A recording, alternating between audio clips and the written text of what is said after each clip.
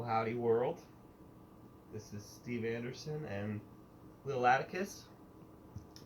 I would like to share the story of the 45-mile race that we did about a month ago from my perspective. I feel like Joe might have left out a couple of details. Um, so, we originally had several guys sign up, but a couple of them got sick, so it turned out it was just Josiah and I. I had been kind of slacking on the training, except for maybe the week before. I started biking about maybe 3 times, so I guess you could say I was pretty prepared. Um, I did shave my legs for the race, though. That was what I thought was gonna set me apart, because if you shave your legs, it means you're serious. It means you're super aero. You got a little edge on the opponent, a little more aerodynamic. Well, when we showed up, everybody had shaved legs, so I was just normal. But I thought it was gonna set me apart, but no. So we get there, we're getting all warmed up. Everybody looks super serious. You can tell because everybody's wheels are super deep, um, and I just had normal wheels, so I felt kind of scrubby. Then Joe said something I thought was really interesting.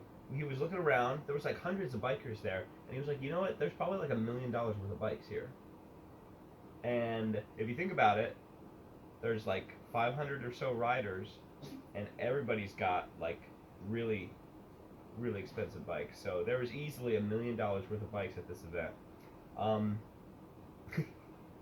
and so because there were so many people, we signed up for the Cat 3-4 race instead of the Category 4-5 race, or 5-6 race. Um, so, first race we've ever done, and we started doing like we were up a division. We were not supposed to be up a division, uh, which was clearly apparent. So after the race starts, So as the race is starting, I zero out this guy. He's wearing like this amber colored T-shirt, super chubby, and I zero him out, and I'm like, I got this.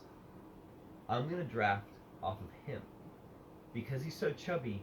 If I'm tucked behind him, there'll be so much less air resistance because there's so many other guys around him, and they're like this thick. They're like bean poles. They're like super tall, so thin, legs like without end. But then there was this chubby guy. I was like, that's my guy. So I decided to draft off the chubby guy. Pro tip: don't draft off the chubby guy. Race starts. I'm behind him. All of a sudden, he slams on his brakes, and I'm like almost hitting him, and I veer off, and I'm like, oh my goodness. So I go off like the road, and then I get back on, and I'm back on, and so like literally in the first maybe 45 seconds to a minute, I almost hit the chubby guy, and I was like, oh my goodness. All right, not drafting this kid. He has no idea what he's doing. So next thing I know, we're like there's this slinky effect. You get to like the base of a small little hill, and if the front guy slows down, then it's like traffic. Everybody else is slowing down. Then the front guy speeds up. Well, then everybody else speeds up, and there's this delay. So there's this constant slinky effect where the back people, Joe and I just happen to be in the very back because, well, note to self, don't be in the back of the peloton. That's like the hardest spot to be because then you have to make up all the ground.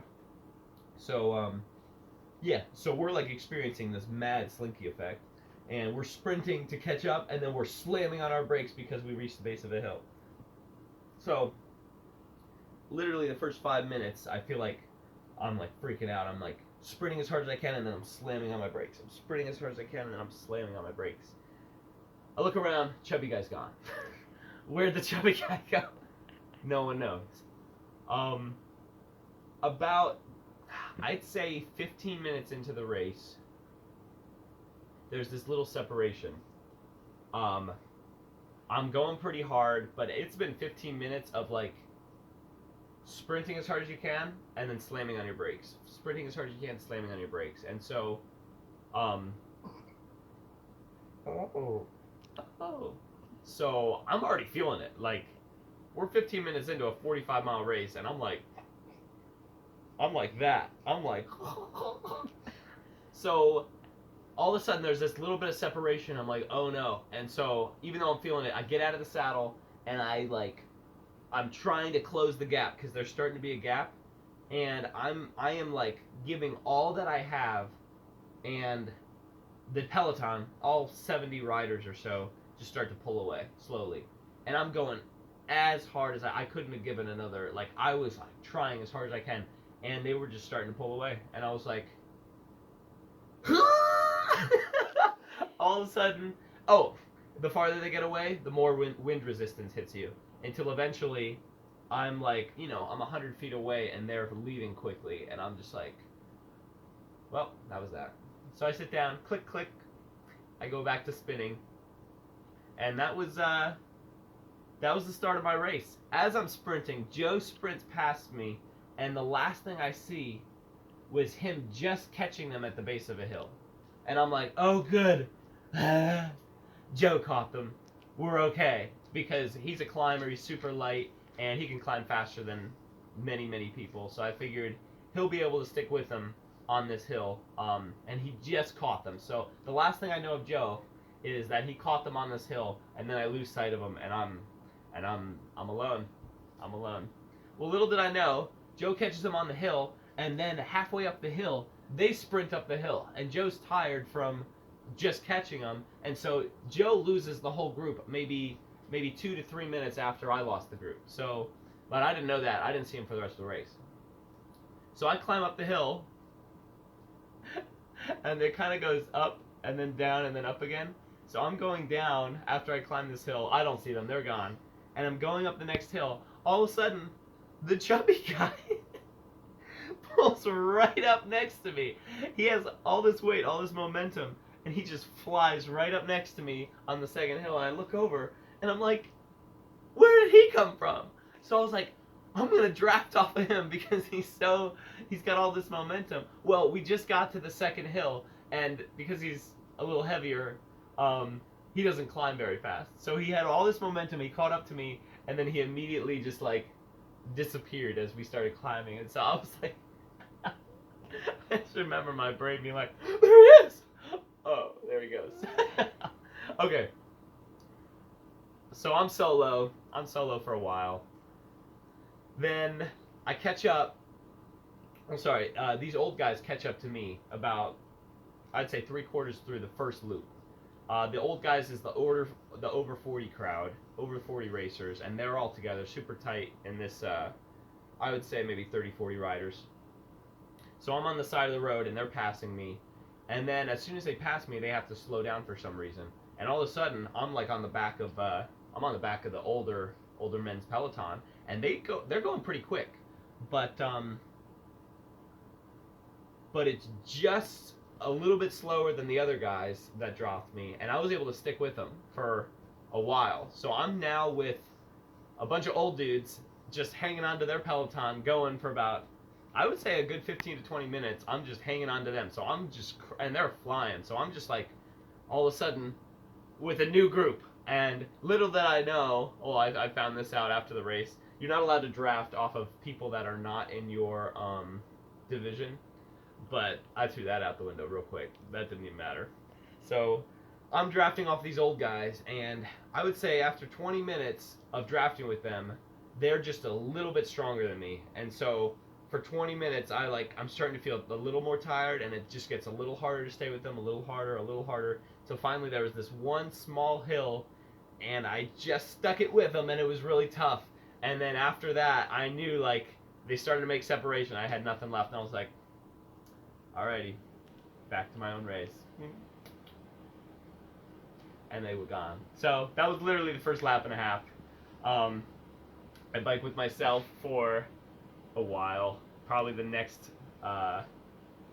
whole next lap I biked by myself, just struggling. Oh, the other thing, it's very embarrassing when you're passing the lap mark and everybody's cheering because there's crowds flying by, and then there's just you. And you hear Josiah's wife JL in the background. Yes, Steven! And I'm like, yeah.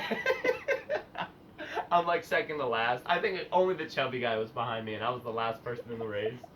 So, finished that lap.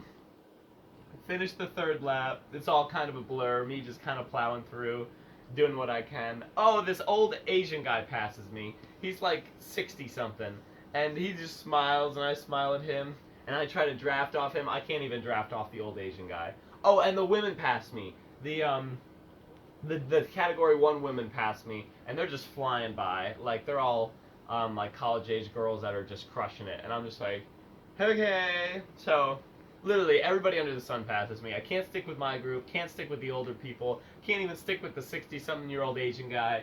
All the women are passing me. I'm just like, whatever. On the last lap, I'm maybe halfway through, and this car pulls up next to me. And he's like, "What's up, man?" And I'm like, "Hey." And he's like, "You see those 2 women behind you?"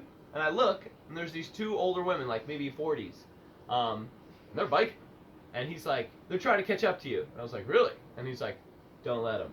I was like, all right, I won't let him. And he's like, "Cool." And so he backs out of there, and I look, I'm like, okay, half a lap yet left, and these 2 old women are like, they're biking pretty well, but we were about to hit a hill, and I was like, all right, I'm just gonna absolutely crush this hill and just put some distance, and I'm gonna finish strong. So I click, I get into a really good gear, and I just start crushing this little hill, and I'm just like, I get in the zone, and I'm burning it like hard, like not 100% because I've got half a loop left, but I'm going 90%, just steady, strong, like hard. I look back, they're like 50 feet behind me. I get to the top of the hill, keep trying because I'm like, oh, they'll fade. I get to the top of the hill, passing on your left, and these 2 women in their 40s are passing me. Joe in his video was like, oh, and Steve was with some two good bikers. These 2 good bikers were women that were like twice my age, just crushing it, man. So these women pass me. I'm way heavier than them though, so on the next downhill, I'm able to stick with them, and so I'm like, okay, yeah, they passed me, but there's no way that they're gonna lose me. Like, that's not okay. So I stick behind them, and they start pulling, and like,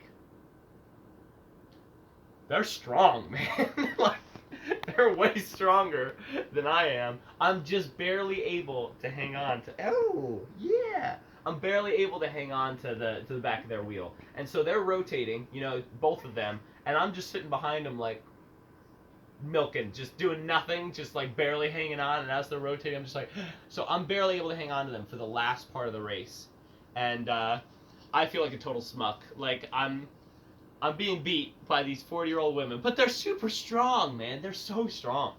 And so we get to the last bend, and I'm like, all right, there's gonna be a sprint finish. Should I just like slingshot it and try to beat him? And then half of me was like, don't you lose them. The other half was like, Steve, you've already lost to them. Like, let's be real. You've like limped off of them to the very end. So the sprint finish comes. One of them just takes off, and I follow up behind her, and I try hard to pass her. I couldn't pass her. I beat one of the girls. This other girl was just so good. So I finished the race. I finished the 45-miler. I got carried in by a couple of women that were way stronger than me. And all in all, I realized I've got some training to do. So that's I think that's everything. I think that's my perspective of the 45-mile race. So wanted to put that out there to give a little supplement to Joe's side of the story.